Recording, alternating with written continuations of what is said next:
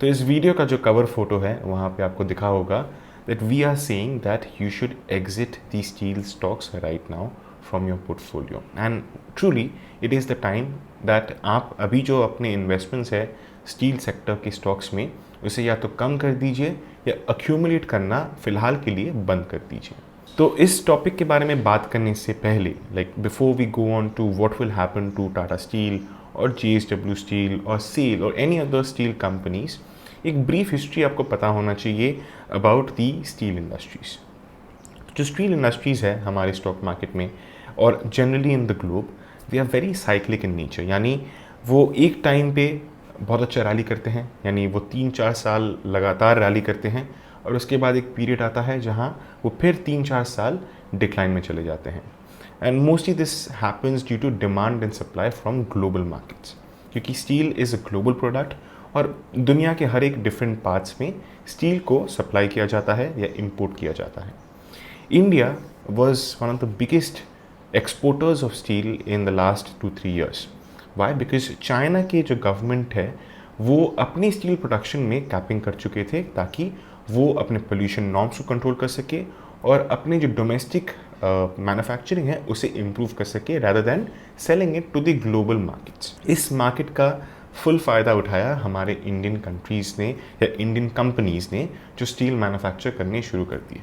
और उसके बाद जो स्टील सेक्टर में हमें रैली देखने को मिला विच ग्रू एटलीस्ट 5 टाइम्स, यानी जो शेयर का प्राइस 300 रुपये पे हुआ करता था, I am talking about Tata steel, वो एक टाइम पे 1500 तक चला गया, यानी 5 टाइम्स आपको रैली देखने को मिला इन कंपनीज़ में।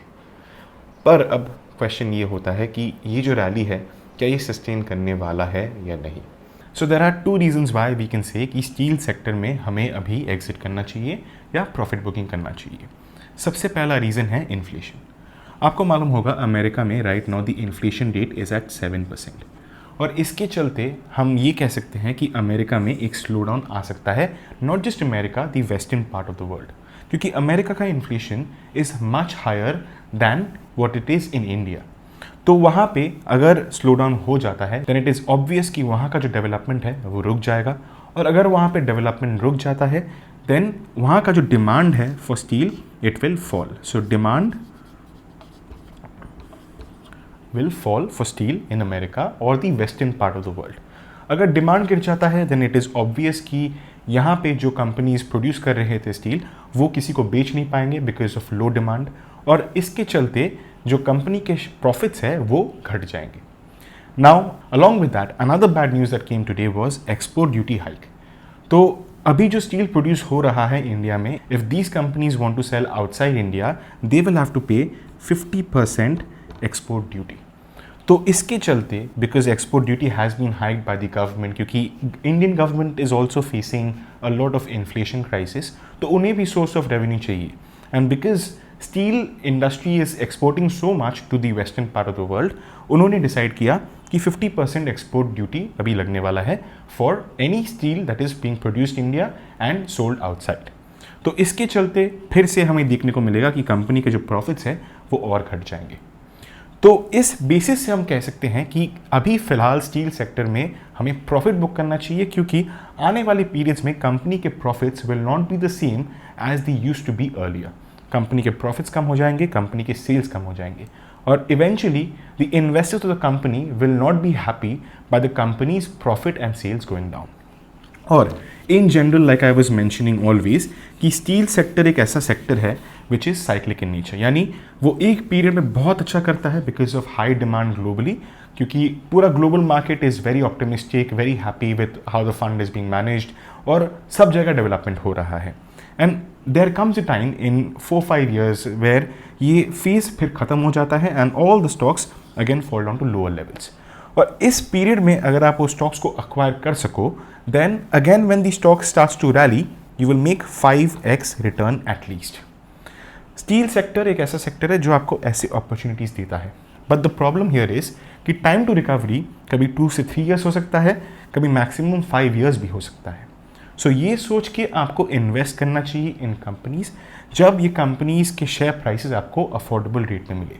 तो अगर आपको इन 3 मेजर स्टील कंपनीज में इन्वेस्ट करना है तब आपको वेट करना चाहिए for Tata steel to reach a price of 750 to 650, JSW steel 300 to 250, SAIL industries 45 to 40। ये प्राइस हम कैसे कैलकुलेट किए? बहुत सिंपल है। जो कंपनी का शेयर प्राइसेस है, specially with the steel industry, आप नोटिस करोगे when ever the Plato stage comes, यानी जब वो कंसोलिडेशन फेज में चला जाता है फॉर 1 to 5 years और 2 years, तब कंपनी का शेयर प्राइस अपने ऑल टाइम हाई लेवल से 50% करेक्ट कर जाता है, यानी 50% करेक्शन हो जाता है। So the all time high levels of Tata steel was around 1500, उसका आप हाफ कर दो, आपको रेंज मिल जाएगा। JSW स्टील का ऑल टाइम हाई से हाफ कर दो, रेंज मिल जाएगा। सेल का कर दो, रेंज मिल जाएगा। तो जब ये कंपनीज इन रेट पे आपको मिले, 50% डिस्काउंट पे मिले, तब आपको ये शेयर को खरीदना चाहिए। बिकॉज इस पीरियड में क्या होता है, कंपनी अपने क्लाइंट्स एक्वायर करते हैं, कंपनी अपने प्रोजेक्ट्स को संभालते हैं, और जब फिर से डिमांड मार्केट में आ जाता है, इन कंपनीज का शेयर प्राइस एटलीस्ट 5x से 10x रिटर्न आपको दे देंगे। और इसको कैप्चर करना आपके लिए बहुत इंपॉर्टेंट है अगर आप लॉन्ग टर्म इन्वेस्टर हो। आज अगर आप इन्वेस्ट करोगे इनमें, not today when you get these prices, तब 5 years और 6 years later you will get these kind of returns. तो वो सोच के आप इसमें अभी इन्वेस्ट कीजिए। Right now you will see that company share prices are trading much higher than the price that I quoted you over here. तो इसका ये मतलब है कि अगर आपके पास शेयर इस रेट से कम पे है, यानी आप टाटा स्टील को 400 या 300 में खरीदे हैं, तब आप उसे होल्ड कीजिए। बट अगर आपने 1000 में खरीदा है शेयर को और अभी उस प्राइस में आपको मिल जा रहा है, then it is time to exit the share. तो ऐसे करके आप इन्वेस्टमेंट स्ट्रैटेजी बनाइए। अगर ऐसा हुआ बाई चांस कि गवर्नमेंट ने अनाउंस किया कि they will do something more important for the steel sector, ताकि स्टील सेक्टर फिर से जंप कर जाए ऊपर की तरफ, तब आप फिर से री इन्वेस्ट कर लीजिएगा। बट फिलहाल ये प्राइस पॉइंट के लिए वेट करना is the most intelligent thing that you can do for investing in the steel sector. इसे आप फॉलो कीजिए and you will make huge money in the next 5-6 years। ये याद रखिएगा, आपका होराइजन 5 years के आसपास होना चाहिए, तब जाके आप इन कंपनीज में इन्वेस्ट कीजिए। Now I hope you had fun watching this video. हमने इस वीडियो में फंडामेंटल्स कवर नहीं किया because it was not required. यहाँ पे आपको साइक्लिक बिजनेस का हिस्टोरिकल पास्ट को देखना है कि वो कैसे ऑपरेट करते हैं, और उसके बेसिस से इन्वेस्ट करना है। क्योंकि अगर आप इन कंपनीज के फंडामेंटल्स देखो तो quarterly results are very strong, profit and loss are very strong right now, because companies के sales and profits are growing at 200-300% year over year. तो उस बेसिस से आप एनालाइज करके आपको कुछ मिलेगा नहीं इस कंपनी के बारे में। इन कंपनीज के हिस्टोरिकल पास्ट को स्टडी करके आपको साइक्लिक बिजनेस के नेचर्स के बारे में पता चल जाएगा, and that is what we did over here. अगर आपको और सेक्टर्स के बारे में जानना है, then comment in the box below and write whichever sectors you want us to cover, and we will cover them. And don't forget to subscribe to our channel, it will help us a lot. And of course hit the like button so that we get more audiences coming in and learning about how to invest in the stock market the smart way. So till then, mind your investment.